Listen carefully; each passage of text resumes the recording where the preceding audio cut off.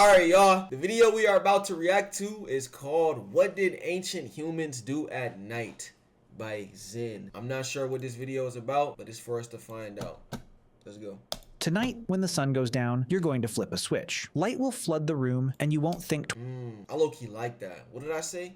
I'm not sure what this video is about, but it's for us to find out.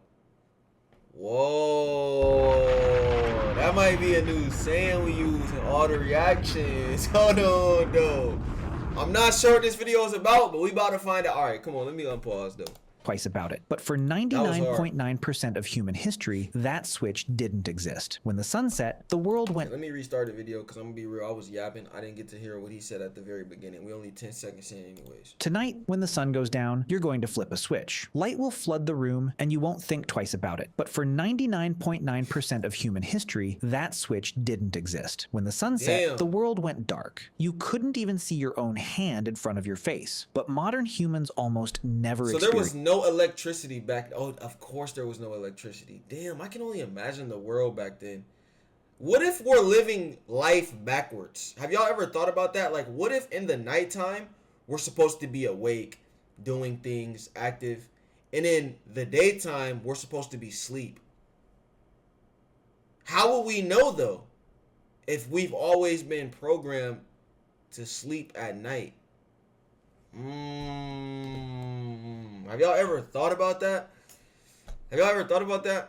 This. For over 300,000 years, every single one of your ancestors spent roughly half their life in near total darkness. They didn't even have candles for most of that time. Just the black sky, the stars, and whatever fire they could keep alive. Yeah, I'm not gonna lie. I couldn't imagine waking up every day, but going to sleep in pitch blackness. Like a big part of your day or night is gonna be straight pitch blackness. That's kind of creepy. So what did they actually do for all those hours? The answer changes everything we think we know about sleep, storytelling, and what it means to be human. Let's start with fire, because fire is the reason any of this was possible. The earliest solid evidence of humans controlling fire comes from Wonderwork Cave in South Africa, roughly 1 million years ago. But fire didn't just keep people warm. Fire completely restructured the human day. Before fire, our ancestors were like every other primate. When the sun went down, you climbed a tree or found a sheltered spot and you stayed still. Moving at night meant becoming... So, wait, how did the person who made a light bulb, right, know how to make a light bulb? Like, how was that even... That's a crazy invention, bro, if you think about it. Like, you don't have no... How do you know what tools that you're gonna need in order to make a light bulb? Like, that's what I don't get. Food. Our eyes are terrible in the dark compared to the predators that hunted us. Leopards, hyenas, wolves, all of them could see just fine. Fire changed that equation overnight. Literally. A campfire creates a circle of safety roughly 30 feet in diameter. Inside that circle, predators won't come. Outside that circle, you die. This is not an exaggeration. Anthropologists studying modern hunter-gatherer groups have documented that people who wander away from the fire at night are significantly more likely to be killed by predators, even today. But here's what's fascinating. Fire didn't... Why would you wander away from the only light that you have, though, when you have a fire going on in the woods? Like, you gotta be a goofy-ass dude to do that. Who's gonna walk away in the pure darkness? Me personally, I'm scared of the dark. Like, I'm scared of the woods. Like, I hate pitch black darkness. I hate that shit. Just protect humans at night. It gave them something they'd never had before. Extra hours. Think about this. Before fire, the useful day ended at sunset. That's maybe 12 hours in summer, as few as 8 in winter. Fire suddenly added 2 to 4 usable hours to every single day. And over thousands of generations, those extra hours changed our species. In 2014, anthropologist Polly Wiesner published a study in the Proceedings of the National Academy of Sciences. She spent years recording conversations among the Jew/Huansi Bushmen of the Kalahari Desert, one of the last groups on Earth still living something close to the original human lifestyle. She found was striking. During the day, about 80% of conversations were practical. Who's hunting where? Which plant? Wait, so I'm sorry, this is kind of a little bit off topic, but also on topic at the same time, right? Around this time, when there was no light and they were just walking around the woods and stuff, this is ancient times we're talking about. This was before clothes was invented, I think. So you telling me everybody was just walking around butt naked and it was completely normal. And there was no lights. There was no, like, that's crazy. Are ready, complaints, logistics, economic negotiations. Daytime talk was work, but at night around the fire, the entire character of conversation changed. At night, 81% of conversations were stories, tales of people in distant places, adventures, myths about the origins of the world, jokes that made the whole camp laugh. Weisner argued that firelight conversation is where human culture was born. The campfire was the original theater, the original classroom, the original church. It's where humans learned to think beyond the immediate present and imagine things that don't exist yet. It's where we became us. But the night wasn't just about stories around the fire. There was something else happening. That kind of makes me look at camping a little bit more in a like respectful manner. Like I kind of respect camping a little bit more now. Like the art behind it, because this is at one point all people had. That's why now I'm looking at it, because I didn't used to like camping. I used to think camping was like the lamest shit you can do. Because I went camping once when I was younger. I had a terrible experience sleeping outside and just the whole experience behind it, bro. I think it was because I just missed my mom or some shit. Like my mom wasn't with me. I wasn't with family. So I respect camping a little bit more now. Just like watching this video. That scientists only rediscovered in the last 30 years. You were not designed to sleep the way you sleep right now. In 2001, historian Roger E. Kirch published a paper that changed sleep science. He had spent 16 years digging through historical records, and he found something nobody expected. Over 500 references, spanning centuries, prayer books from the 1400s, court records, diaries, medical texts, letters from ordinary people, even passages in Homer's Odyssey. All of them mentioned the same thing: first sleep and second sleep. Before the industrial age, people did not sleep in one continuous block. They went to bed shortly after sunset, slept for about 4 hours, then woke up. They stayed awake for 1 to 2 hours in the middle of the night. Then they went back to sleep for another 4 hours. I just know my sleep schedule would have been cooked. My sleep schedule would have been cooked. I would have probably had the same type sleep schedule. Hours until dawn. This wasn't insomnia. This was normal. This was how every human on the planet slept for thousands of years. And what did people do during that wakeful period in the middle of the night? Everything. A 16th century French physician recommended that couples conceive children during this window because they would do it better. People visited neighbors, they interpreted their dreams while they were still fresh. They wrote. They simply lay in bed in the dark and thought. A doctor's manual from the 1500s advised patients that the best hell back then, bruh. Damn. It had to be so damn boring back then. Yo, 3-point mark was good. Time to study and reflect was during the watch, as they called it, the quiet hours between first and second sleep when the mind was calm and the world was still. Now, historians had been reading these references for centuries, but they kept... You know what I feel like, low-key, though? That makes me think, too, as well. Like, this video actually is speaking 1,000 words, bro. Like, if you're actually paying attention. That tells me that, like, you know how sometimes, right, when you be up late night, I know everyone has been through this before. You be up late night, and you're just thinking.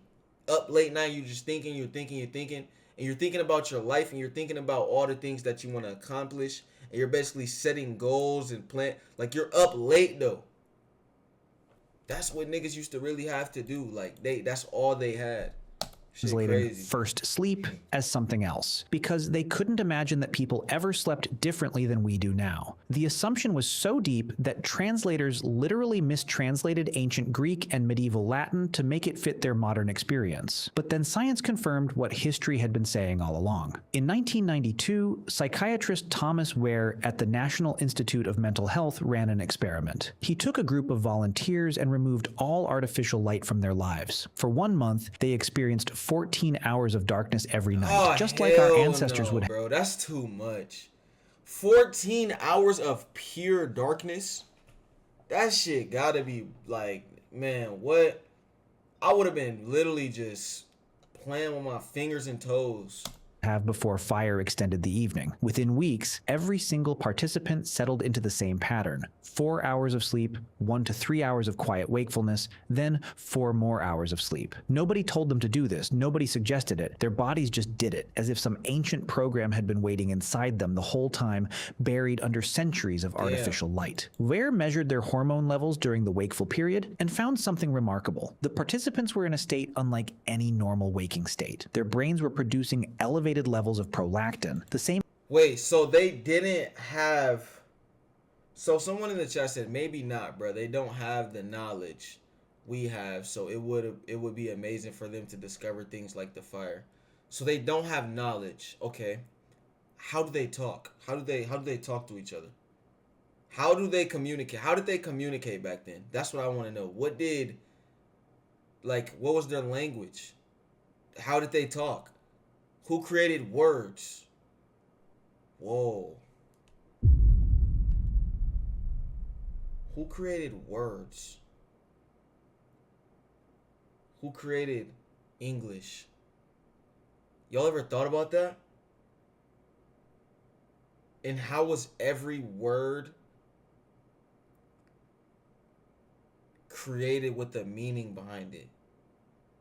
How was how created?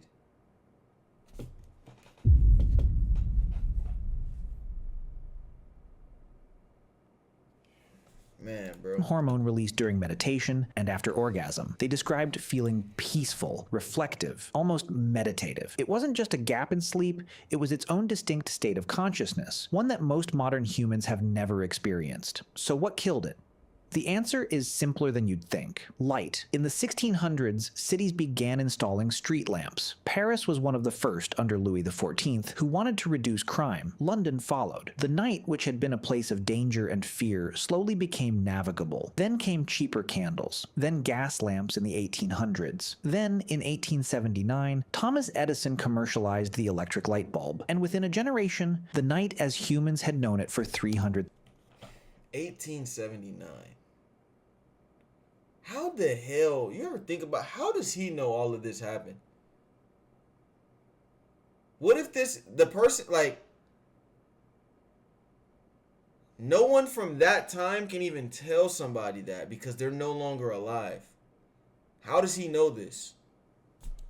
1,000 years was gone. And here's the part nobody talks about. The word curfew comes from the French couvre-feu. It literally means cover fire. In medieval towns, a bell would ring at night signaling everyone to cover or extinguish their fires. Not because of safety, because night was supposed to be dark. Night was when you slept. Night was when you were vulnerable. For most of history, being out at night was suspicious. In many medieval European cities, walking outside after dark without a lantern was literally illegal. Night belonged to criminals and the supernatural. People feared it in a way that's almost impossible for us to understand today. And then we conquered it. We flooded it with light, and we thought that was progress. But here's what we lost. Modern humans are exposed to artificial light an average of 7 to 8 hours after sunset. This light, especially the blue light from screens, suppresses your body's production of melatonin, the hormone that regulates sleep. Your body doesn't know the difference between a light bulb and the sun. When light hits your retina at 11 p.m., your brain interprets it as daytime. It delays melatonin release. It fragments your sleep. It disrupts the circadian rhythm that evolved over millions of years. Researchers have found. Damn, but it's crazy because I use my phone, I feel like, to allow me to go to sleep. It helps me. Because if you just lay there, right? And I've been through it a whole bunch of times. You just lay there and just close your eyes. All you're thinking about is thoughts. And then you start getting too bored. I feel like it starts becoming to a point I start thinking about the boredom. Damn, I'm bored as hell. And then my mind just keeps going, keeps racing. And then I literally can't sleep. So I'm like, okay, I got to get on my phone in order to make me be able to sleep. And then I end up going to sleep. But if I would have just laid there, bro, I've literally laid in my bed for 2 hours trying to go to sleep without being on my phone, an hour, 2 hours. And I didn't go to sleep. So what is it at that point? Why is my body doing that? If we all have bodies that should automatically naturally go to sleep when there's you know what I'm saying? I don't have no blue light triggering my brain. Found that people who go camping for just 1 week with no artificial light at all have their melatonin cycles reset by nearly 2 hours. Their bodies start producing melatonin at sunset instead of hours after it. That's all it takes for 300,000 years of programming to reassert itself. We didn't just change when we sleep. We eliminated an entire phase of human consciousness. That quiet, reflective state between first and second sleep, the state that Ware's subjects described as peaceful and meditative, doesn't exist anymore for most people. Instead, we have insomnia, and we treat it like a disorder. But what if it's not a disorder at all? What if waking up at 2 a.m. and lying there in the dark isn't your body malfunctioning? What if it's your body remembering what it was built to do? For 300,000 years, your ancestors spent their nights in a rhythm that modern science is only beginning to understand. They gathered around fires and told stories that built civilizations. They slept in 2 phases with a window of quiet reflection in between. They lived in darkness so complete that the Milky Way wasn't something you had to drive to a national park to see. It was just the sky. And every night when they woke in the dark between first and second sleep, they laid... I would have hated when the night was approaching back then, bruh. I would have hated when the night was approaching back then. Like, damn, man. It's finna be nighttime. There in silence and thought about their lives, their dreams, and the world they would wake up to. And then imagine if you stayed up all night, too, and then you end up sleeping the whole day away, and then it comes night. Nah, it comes night, and then you're just up in the pure black darkness. In the morning. We traded all of that for a light switch, and most of us never even knew it was gone. Damn, bro, that video is deep.